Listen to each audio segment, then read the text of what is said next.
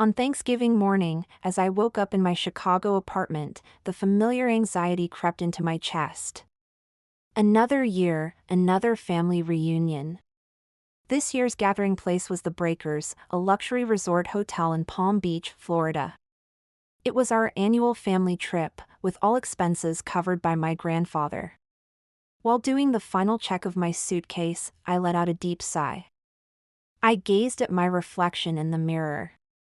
I'm Helen Walker, 33 years old, a research director at a pharmaceutical company earning $160,000 a year, living alone in Chicago. I've steadily built my assets through careful investments. Money is important, but dignity is even more precious. My grandfather's words echoed in my mind. He's a successful businessman who made his fortune in construction. Everything I know about financial management, I learned from him. Since childhood, he enthusiastically taught me about investments and asset management. He's the only one in the family who truly understands me. In stark contrast is my sister, Catherine, a former flight attendant turned full-time housewife. She lives an apparently affluent life with her husband and 7-year-old daughter. However, this lifestyle wouldn't be possible without monthly support from our grandfather. Their high mortgage payments, car loans, and their daughter's private school tuition, everything is covered by grandfather's assistance. Still, Catherine's social media is flooded with glamorous posts, new designer bags, dinners at expensive restaurants, luxurious vacations. She seems obsessed with portraying a lifestyle that's far removed from reality. My parents are similar. George and Margaret appear to be enjoying a comfortable retirement life in Florida, but that too wouldn't be sustainable without grandfather's help. Their retirement fund planning, the deposit for the upscale retirement home, everything depends on grandfather. My parents have always been cold toward me but indulgent with my sister. That hasn't changed since childhood. During my college years, I covered my tuition with scholarships and earned living expenses through part-time jobs. Meanwhile, my sister relied entirely on our parents for everything, from study abroad expenses to living costs. The disparity remains a painful memory. Become someone who can stand on their own feet. That was another of grandfather's sayings. I've lived by those words, studying and working desperately to become independent.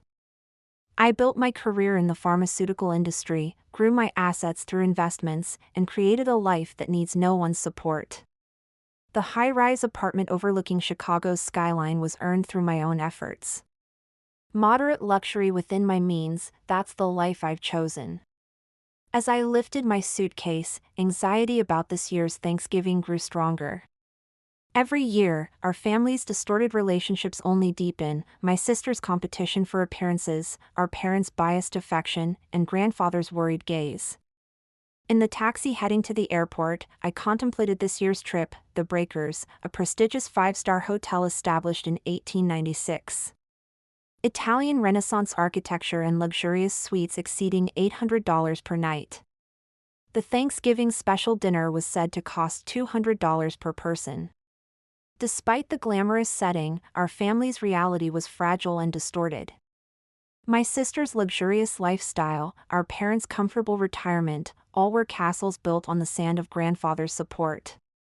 And this year, those distortions were about to reach their breaking point. Everyone must have noticed, yet no one dared to speak of the reality that now awaited us. Through the taxi window, from Palm Beach International Airport to the Breakers, Florida's gentle sunlight streamed in. On Thanksgiving Day, I arrived at the luxury resort under pleasant weather. I was the last to arrive. Pulling my navy RMOA suitcase, I stepped into the Italian Renaissance-style magnificent building. My simple yet elegant theory dress had slightly wrinkled during the long flight. The lobby spread out as a clean, dignified space. Above, luxurious chandeliers sparkled, and below, footsteps echoed quietly on the marble floor. Other guests were already enjoying their Thanksgiving afternoon in their own ways. On my way to the front desk, I spotted my parents. They appeared to be discussing something in a secluded area of the lobby. Mother was wearing what looked like a new resort dress, while father was dressed casually, appropriate for his age. When our eyes met, they quickly looked away. "Miss Walker, I apologize, but I cannot find your reservation." The front desk staff's voice was apologetic. They kept checking the screen repeatedly, unable to hide their confusion. "I can see the reservations for your family members, but..." At that moment, the sound of expensive heels approached. I turned to see Catherine walking toward us with a triumphant expression, an Hermes Birkin bag on her arm and a Cartier watch gleaming. "Oh, Helen finally made it." Her voice carried deliberate sarcasm. The front desk staff continued checking the system. Other guests' attention began to turn toward us. "How strange that there's no reservation." Catherine's voice rose in volume, calculated to draw attention from those around us. Her Louis Vuitton suitcase stood out conspicuously next to my navy case. "Actually," Catherine stepped closer, wearing a victorious smile, "I only made reservations for our family." Her words echoed throughout the lobby. With a mocking expression, she continued, "A room for me, my husband and daughter, and one for mom and dad. Just for the real family, you see." A moment of silence fell. The front desk staff was speechless, and our parents turned their backs even further away. The air around me felt frozen in an instant.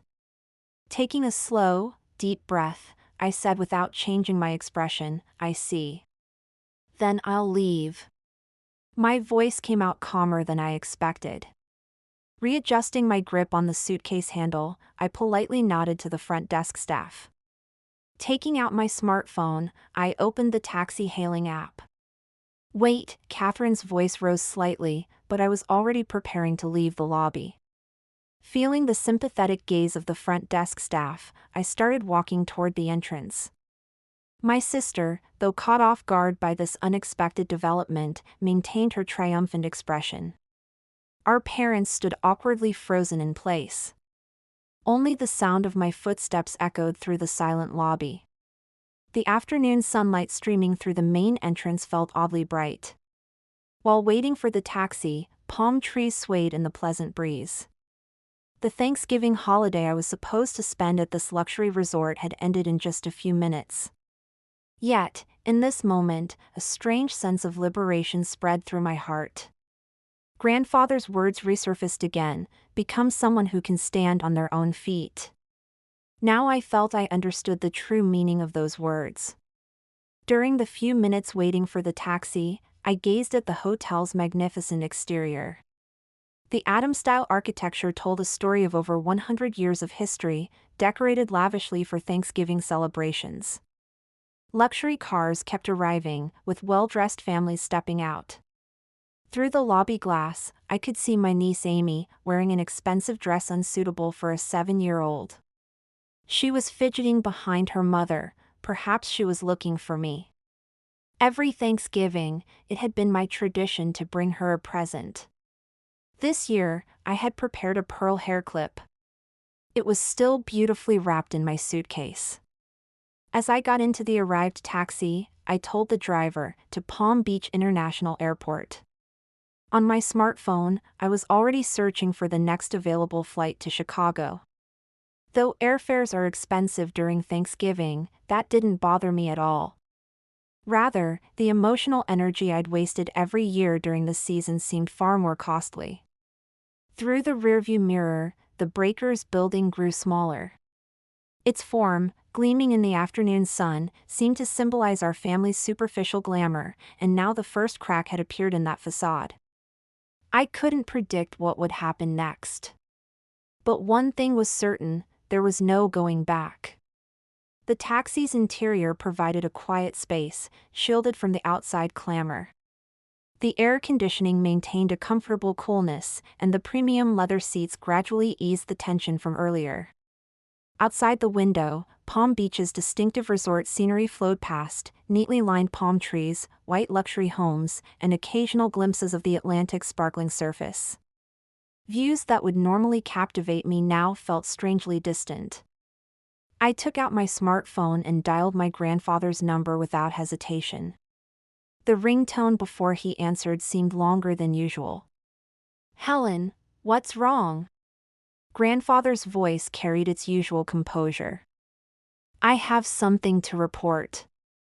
I began speaking in a matter-of-fact tone. I conveyed the events at the hotel without emotion, just the facts. The missing reservation for me alone, Catherine's words, and how I left. I explained everything chronologically. On the other end of the line, I could hear grandfather's breathing become slightly rough. I could tell he was controlling his anger. However, I didn't add any words seeking sympathy. "I understand. I'll handle this from here." Grandfather's voice was low and heavy. In these brief words lay a premonition of what was to come. Shortly after hanging up, the incoming calls began flooding in, first from Catherine. Over 10 missed calls registered within 15 minutes. "Helen, Amy wants to see you. She was looking forward to our annual Thanksgiving. Can't you think about a child's feelings? My friends are coming for dinner tonight. I was planning to post perfect family Thanksgiving on Instagram. Do you know how embarrassing it is to explain this situation?" Catherine's voice grew increasingly hysterical. Between these calls, emails from our parents started arriving. We could have added another room, but as Catherine said, we prioritized the real family. "You're independent now, aren't you?" Mother's email reflected years of coldness. "If you can afford it, why not get another room with your Sal? It shouldn't be a big deal. Why are you being so emotional?" The following email even included spiteful calculations. Father's email was even more heartless. "Catherine has a family, a husband and child. You understand, right? Can't you just quietly put up with it for Thanksgiving? That's always been your problem, only thinking about yourself, never considering the family." Mother continued in a tone that made me seem like the villain. "We had everything planned for social media posts. We were supposed to take lovely photos of you and Amy. It's all ruined now." My chest tightened with each message I read, but these were words I should be used to by now. Since childhood, my sister and I had always been treated with the same kind of discrimination. As the taxi neared the airport, a new wave of messages surged in. "Because of your selfishness, Amy is crying. She had been waiting so long to see her aunt." My sister continued using her daughter as a shield until the end. Behind it, I could only see vanity and pride. From Mother, more sarcastic emails arrived. "Poor Catherine. If you knew how desperate she is about Amy's future. You wouldn't understand, but children's education requires money." And yet, at a time like this, I felt no need to reply. If anything, I felt grateful that they had shown such blatant true colors. Just before reaching the airport, an email arrived from grandfather. "I'm proud of your decision. I understand everything." At those words, my eyes briefly welled up with heat. However, these weren't tears of sadness, but rather a quiet determination, marking the beginning of a new chapter. My smartphone was still receiving persistent incoming calls, anxious messages from my sister saying, "Answer the phone right now." Accusatory emails from our parents claiming, "Your selfishness is tearing the family apart." But I had already reached a place where no one's voice could reach me. Getting out of the taxi, I started walking toward the international terminal. While booking my flight to Chicago, I felt a strange sense of liberation. This was the moment. The moment of being freed from the false real family. About 30 minutes after boarding the Chicago-bound plane, a new email arrived from grandfather. All family members were included in the recipients. The following is my final decision to be announced, the email began, in grandfather's characteristically dignified style. Today on Thanksgiving, an incident occurred that severely damaged our family's dignity. The cruel treatment of Helen is an injury to the Walker family name and cannot be tolerated under any circumstances. Effective immediately, I am freezing all financial support to George, Margaret, and Catherine. I must remind you that your luxurious lifestyles are entirely dependent on my support. Those who have lost sight of family's essence, drowning in vanity and pretense, no longer qualify for such privilege. Just as I finished reading that part, calls from my sister began coming in. Her panicked state was evident from the frequency of incoming calls. "Helen, please answer the phone. Convince Grandpa." Messages left on voicemail recorded my sister's voice in panic. It was clear that her life would become unsustainable without the monthly payments. All of her living expenses had been structured around grandfather's monthly support of $30,000. Emails from our parents also flooded in. Their previous arrogant attitude had disappeared, replaced by desperate pleading. "Helen, this is about our retirement. Could you please talk to your grandfather again? The $150,000 deposit for their reserved luxury retirement home would be forfeited, and their medical insurance subsidies would stop." Our parents seemed to be panicking at the reality of their retirement stability crumbling in an instant. "Do something. He'll listen if it's you, won't he?" Mother's email contained unfamiliar words of apology. "I'm sorry for saying such terrible things earlier. But this is a family crisis." I quietly turned off my smartphone. A vast sea of clouds spread outside the window. The perfect family Thanksgiving photos that had been posted on social media every year would not be uploaded this year. For Catherine, that might be an even bigger blow than the financial impact. The plane was heading steadily toward Chicago without turbulence. The passenger next to me seemed to be contemplating Thanksgiving dinner preparations, browsing recipes on their smartphone. Normally at this time, I would have been giving Amy her present in the hotel lounge. After landing, when I connected to my home Wi-Fi in Chicago, there were over 100 unread messages. Most were from my sister, their content becoming increasingly frantic. "What am I supposed to do? I won't be able to pay the loans. What about Amy's school fees?" Emails from our parents had also grown more serious. "We might not be able to get the retirement home deposit back. What are we supposed to do now? I can't sleep at night thinking about the medical insurance." However, what drew the most attention was grandfather's final notice, sent to all family members. "This measure is irreversible. Consider it the consequence of your own actions. Any objection to my decision will result in the termination of all remaining support." I calmly read through the incoming messages.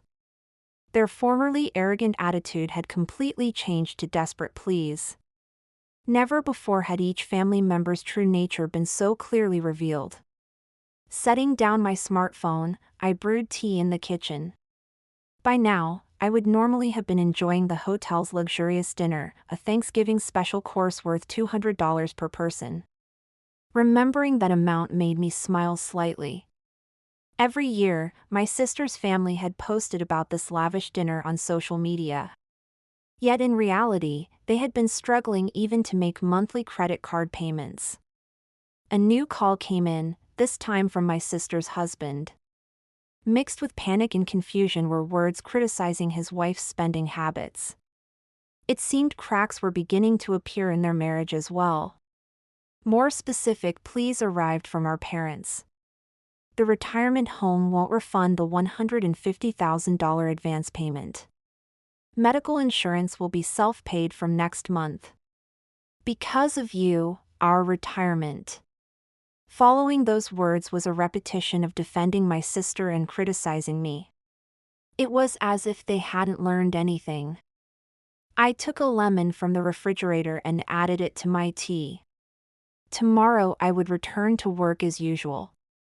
New research data analysis awaited in the pharmaceutical company project. $160,000 annual salary, steadily accumulated investment trusts, a stable life foundation built by my own efforts. Outside the window, Chicago's night view quietly sparkled. The lights of the high-rise buildings were like stars. Suddenly I remembered my own credit card statement: full payment every month, moderate luxury within my means, no debt. Grandfather's favorite saying came back to me. Vanity is for others. Savings are for yourself. In this city, I had carved out my life through my own efforts. As grandfather said, I had become someone who can stand on their own feet. And now I deeply felt that choice had been the right one. From my smartphone, incoming calls continued to ring, but they were voices that would no longer reach me. 2 weeks after Thanksgiving, in early December, Chicago was blanketed in its first snow.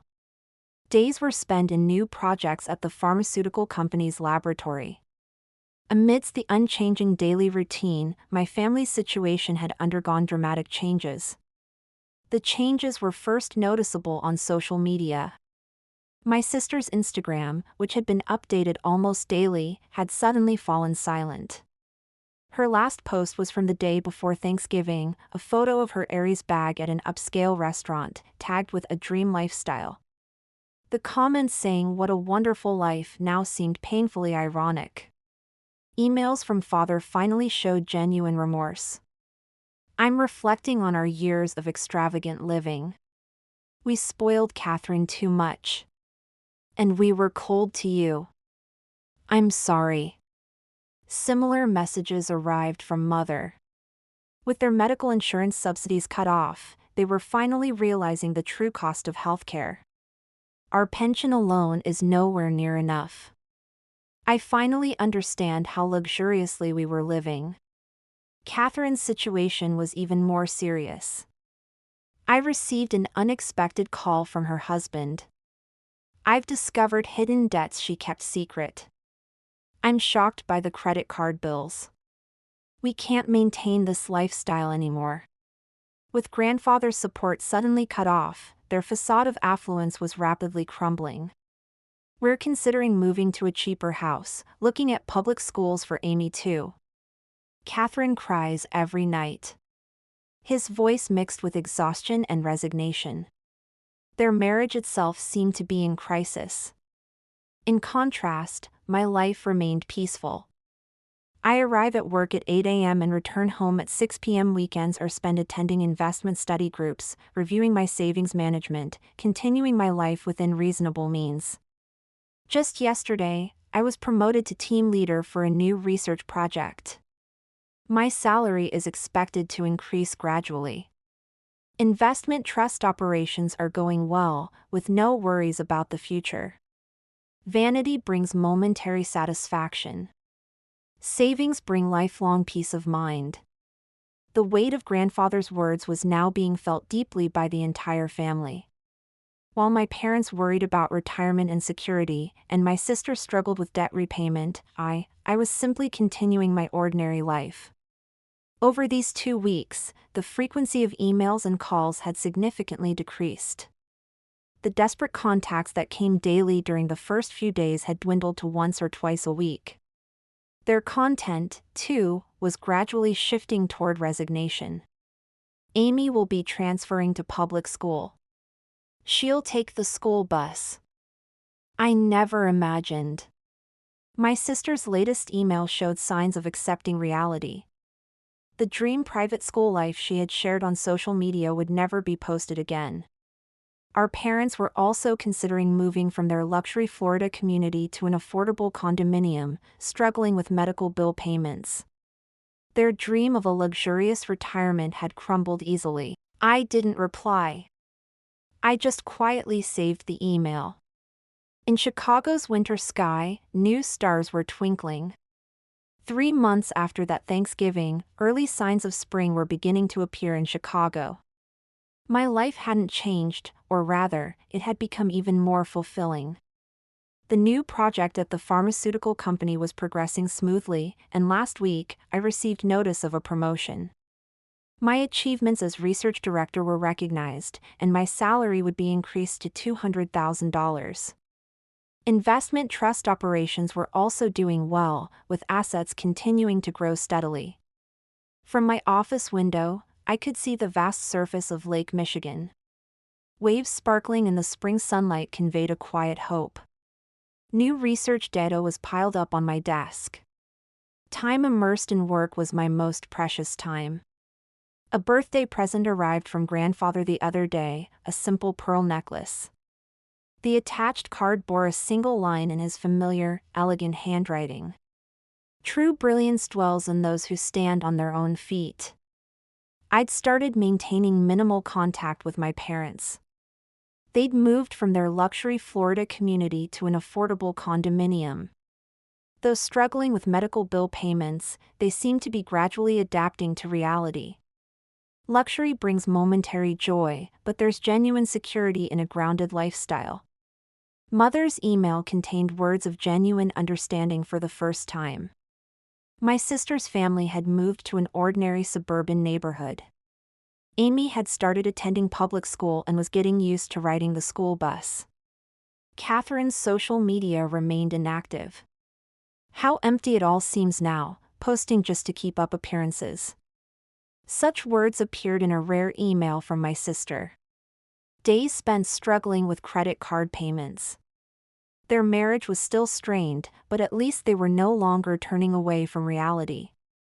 I had begun setting new goals. I wanted to build more achievements in pharmaceutical research and eventually lead my own research team. I hoped to pass on my knowledge and experience to young researchers. On holidays, I attended study groups about investment and economics. The people I met there all led solid, practical lives. The sincere conversations, free from pretense and vanity, were refreshing. The Thanksgiving incident had left important lessons for each family member: the importance of financial independence, the emptiness of a pretentious lifestyle, and above all, the true meaning of family. Grandfather's final words still remained in my heart. Real bonds can only be born after overcoming hardship. In my desk drawer, the pearl hair clip I had prepared as Amy's present still remained, beautifully wrapped. Someday, when she realizes true value, when she understands the importance of standing on her own feet, rather than counting social media likes, perhaps that will be the right time to give her this clip. Outside the window, early spring winds rustled through the street trees, as if announcing the beginning of a new season.